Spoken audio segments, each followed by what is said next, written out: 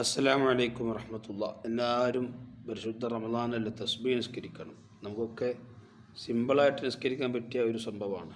സല്ലല്ലാഹു അലൈഹി വസല്ലം തങ്ങൾ പറഞ്ഞ്, ഇനിസ്തത്താഴത്താൻ തുസല്ലിയ ഫീ കുല്ലി യൗമിൻ, എല്ലാ ദിവസവും നിങ്ങൾക്ക് നിസ്കരിക്കാൻ കഴിവുണ്ടെങ്കിൽ അങ്ങനെ അത് നിങ്ങൾ ചെയ്യണം, എല്ലാ ദിവസവും ചെയ്യണം. ഫൈലം തസ്തത്തി ഫഫി കുല്ലു ജുമഅത്തിൻ മറ, എല്ലാ ദിവസവും കഴിവില്ലെങ്കിൽ വെള്ളിയാഴ്ച ദിവസം ചെയ്യണം. ഇനി എല്ലാ വെള്ളിയാഴ്ചയും കഴിവില്ലെങ്കിൽ എല്ലാ മാസത്തിലൊരിക്കൽ, അതിനും കഴിവില്ലെങ്കിൽ വർഷത്തിലൊരിക്കൽ, അതിനും കഴിവില്ലെങ്കിൽ ഫി ഉംരിക മറ, ആയുസ്സിലെങ്കിലും ഒരു വട്ടം ചെയ്യണം എന്ന് പറഞ്ഞ ഒരു നിസ്കാരമാണ് തസ്ബീഹ് നിസ്കാരം. അതിൻ്റെ നേട്ടം പറഞ്ഞത് ഫലോക്കാനത്ത ദുനൂബക്ക മിഥില സബദിൽ ബഹരി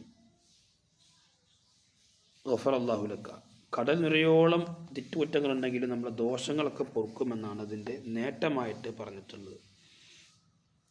മാത്രമല്ല അതിൽ ചെല്ലുന്ന ദിക്ർ സുബ്ഹാനല്ലാഹി വൽഹംദുലില്ലാഹി വലാ ഇലാഹ ഇല്ലല്ലാഹു അല്ലാഹു അക്ബർ.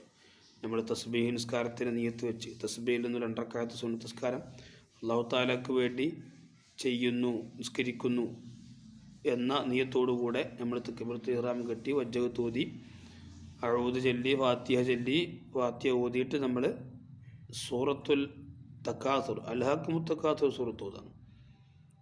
എന്നിട്ട് പിന്നെ അതിന് ശേഷം നമ്മൾ ഒരു 15 വട്ടം സുബ്ഹാനല്ലാഹി വൽഹംദുലില്ലാഹി വലാ ഇലാഹ ഇല്ലല്ലാഹു അല്ലാഹു അക്ബർ എന്ന ദിക്ർ ചൊല്ലുകയാണ് 15 വട്ടം.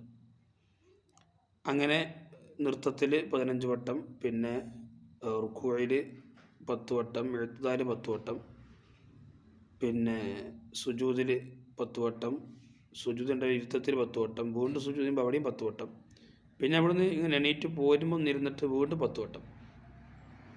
അങ്ങനെ ഒരു റക്അത്തിൽ 75 വട്ടമായി. ഇതേപോലെ രണ്ടാമത്തെ റക്അത്തിലും നിർവഹിക്കുക. അവിടെ അവസാനത്തെ അത്തഹിയാത്തിലെത്തുമ്പോൾ അത്തഹിയാത്തിൻ്റെ സമയത്ത് അത്തഹിയാത്ത് ചെല്ലുന്നതിന് മുന്നേ ആയിട്ട് 10 വട്ടം അങ്ങനെ സലാം വിട്ടുക. ഇതാണ് ഇങ്ങനെ 2 റക്അത്ത് നിസ്കരിക്കുക. അങ്ങനെ മൊത്തം 300 തസ്ബീഹുകൾ ചെല്ലുന്നുണ്ട്. ഈ തസ്ബീഹിന് ഒരു വട്ടം ചെല്ലിയാൽ തന്നെ വലിയ പവറാണ്.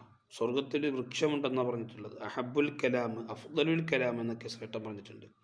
അതൊക്കെ ഏറ്റവും ഇഷ്ടമുള്ള വാക്ക്, ഏറ്റവും ശ്രേഷ്ഠമായ വാക്ക്, സംസാരങ്ങളിൽ ഏറ്റവും ശ്രേഷ്ഠമായ വാക്കാണ് സുബ്ഹാനല്ലാഹി വൽഹംദുലില്ലാഹി വലാ ഇലാഹ ഇല്ലല്ലാഹു അല്ലാഹു അക്ബർ. അബൂ ഹുറൈറ തങ്ങൾ ഒരു വൃക്ഷം ഇങ്ങനെ നട്ടുപിടിക്കുമ്പോൾ, ഞാനൊരു അദല്ലു കലാ ഖിറാസിൻ ഖൈരി മിൻ ഹാദ, ഇതിനേക്കാൾ ഉത്തമമായത് പറഞ്ഞുതരാമെന്ന് പറഞ്ഞിട്ട് മുത്തനബി പറഞ്ഞെടുത്താണ് സല്ലല്ലാഹു അലൈഹി വസല്ലം സുബ്ഹാനല്ലാഹി വൽഹംദുലില്ലാഹി വലാ ഇലാഹ ഇല്ലല്ലാഹു അല്ലാഹു അക്ബർ. അതിൽ ഓരോ ദിക്റുകളും സ്വർഗത്തിലൊരു വൃക്ഷം അല്ലാഹു തആല നട്ടുപിടിപ്പിക്കുന്നു. മാത്രമല്ല അത് ഉഹദ് പർവ്വതത്തിനേക്കാളും വലിയ പവറുള്ള ഒന്നാണ്. അങ്ങനെ ഒരു ഹദീസിൽ വന്നിട്ടുണ്ട്.